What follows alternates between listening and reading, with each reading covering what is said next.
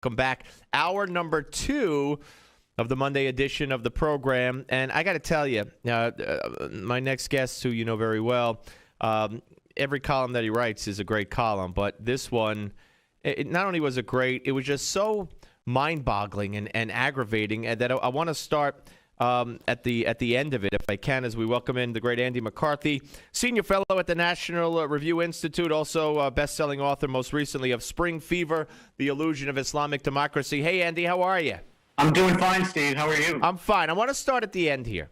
The piece is called Funding Jihadists While Denying Military Benefits, an obvious reference to the fact that the president and the administration made sure that they did not pay the $100,000 per military family in the wake of the government shutdown until the House and the Senate gave Obama a specific bill stating specifically to do so, even though they could have done it without that. But you write at the end, don't you find it strange? I'm sorry. Don't you find it strange? Don't you think the public at large would find it strange that in a shutdown, Obama has instigated in order to enforce the Obamacare law that Americans don't want?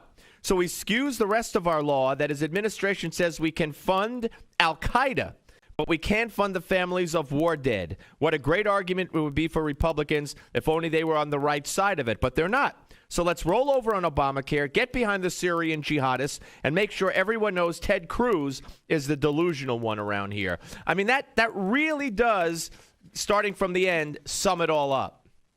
Thanks, Steve. I really think that what we're seeing here is not so much a Republican-Democrat issue as the real divide in the country, which is the rest of the country versus Washington. And, you know, Washington has, I think, tentacles in places like New York and Chicago and Los Angeles. But, you know, for the most part, we're seeing the people who care about this country as it was founded, want this country preserved as it was founded, not, fundamentally transformed, versus the people who decided that they know what's best for us and would rule us rather than serve us. And that's really what this tees up as. Yeah, well, absolutely. And you know, I don't think, in fact, I know most people in this country don't understand what is going on here. First of all, they don't understand that Obama is breaking the law. He's unconstitutionally with Obamacare and with other laws, but let's focus on Obamacare.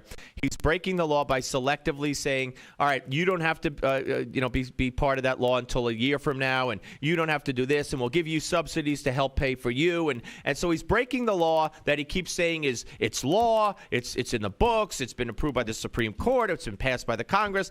But number two, and what's much, much worse, as if there's something worse than breaking the law if you're the president, is that he's breaking another law, and that's the one that says you can't fund or fight alongside or give military aid and assistance to terrorists. And he's broken that law to support the Syrian rebels. Yes, material support to terrorism has been a federal crime since the mid-1990s. We have convicted dozens, I would say hundreds of people of it.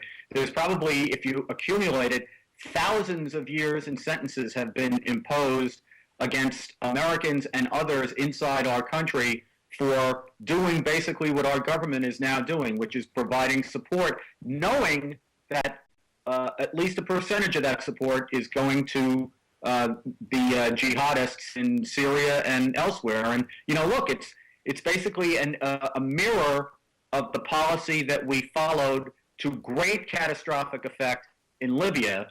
So it's not like we don't have a cautionary tale here, and it's not like it's just that objectively anyone should know that funding anti-American terrorists is a bad thing. We're actually living already with the results of this policy. Yeah, well, I want you to talk about that. But again, you know, the fact that most Americans don't know this. I mean, can you imagine, Andy? Can you imagine what the media would be like? I mean, you know, they called him George Bush a murderer. They said he should be impeached for the Iraq War, lying, blah blah blah.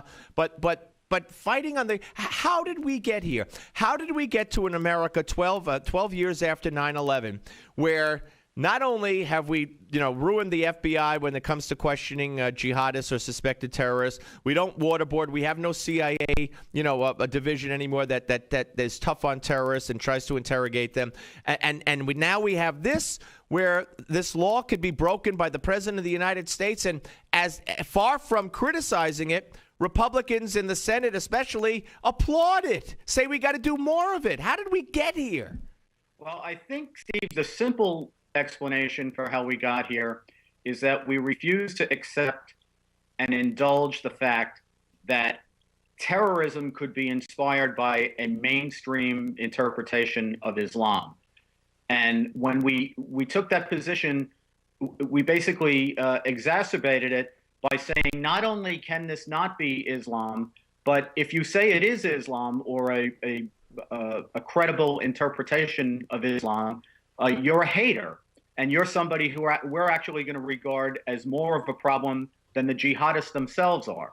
So basically, we have arranged our society, and our government has done that. This government in particular, this administration in particular, but the last administration was no bargain on this either.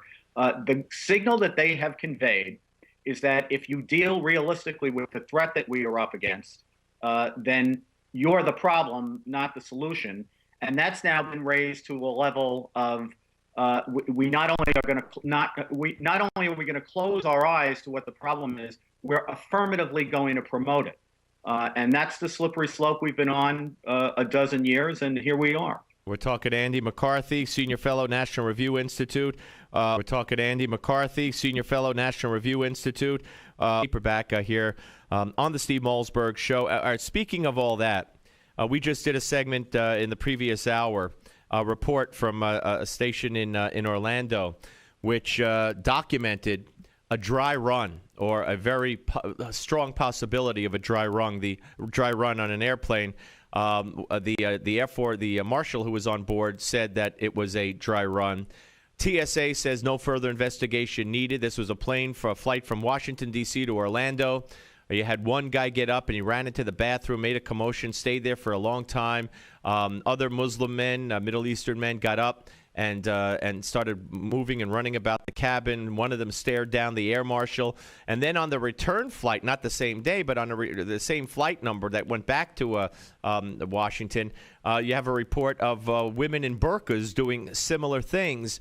Now, you know and I know very well, as the report stated, that James Woods, the actor, remembers a dry run of the same nature back in August of 2001, and it turned out that one of the people participating in that dry run was Muhammad Atta. So here we are, the Pilots Association, whose president was flying that plane and was in that report, now is not allowed to do any interviews. He wouldn't come on this show. They sent us a letter. And the TSA says, oh, no problem, no further investigation needed. And I'm just wondering, are they smart enough to be following these people and tracking them down and seeing who the heck they are? Or is that just pie in the sky optimism on my part? And are they probably saying, no, nothing to worry about? Well, Steve, I think you've got a real divide between the brass in Washington and the field offices. My experience is there are fabulous people in the FBI who are working day and night in conjunction with a lot of local police departments, particularly the New York City Police Department in our area, and people in the intelligence community. And we should tip our hat to them. They've done an unbelievable job against great odds in the last dozen years, under circumstances where it's becoming harder and harder for them to do their job because the progressives who are now in power frown on what's made us safe for the last dozen years, which is an intelligence-first approach to counterterrorism. So is there a reason to be concerned? I'd say there's absolutely reason to be concerned, because right now it has really become very, very difficult for people who want to do the things that need to be done to protect this country to do that. They basically put their careers at risk, noticing things like the fact that the terrorism against us is ideologically motivated, that it's that the motivation is rooted in a mainstream interpretation of Islam, that there really isn't any difference in terms of what they want at the bottom line between outfits like Al-Qaeda and outfits like the Muslim Brotherhood, which is very popular with this administration. The Brotherhood is. So If our threat environment is becoming more dangerous, it's because you've had a lot of people in the country who want to protect the country, who haven't been willing to wear blinders and have actually tried to deal with the threat. And we have a government that has made their job harder and harder to do. Yeah, no, very, very frightening. Hey, Andy, great piece and great analysis of the terrible situation. By the way, we heard so much about that Wall Street Journal poll, the horrific Wall Street Journal poll. Oh, you were funny because you did tweet me back. Journal poll. Oh, you were funny because you did tweet me back.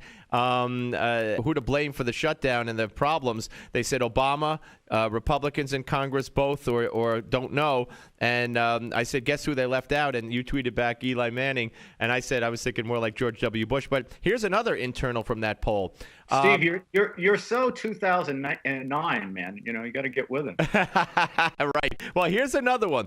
As far as negatives, strongly negative, partially negative. As far as total negatives, in that poll, Obama, 41% negative overall. Harry Reid, 32% negative overall.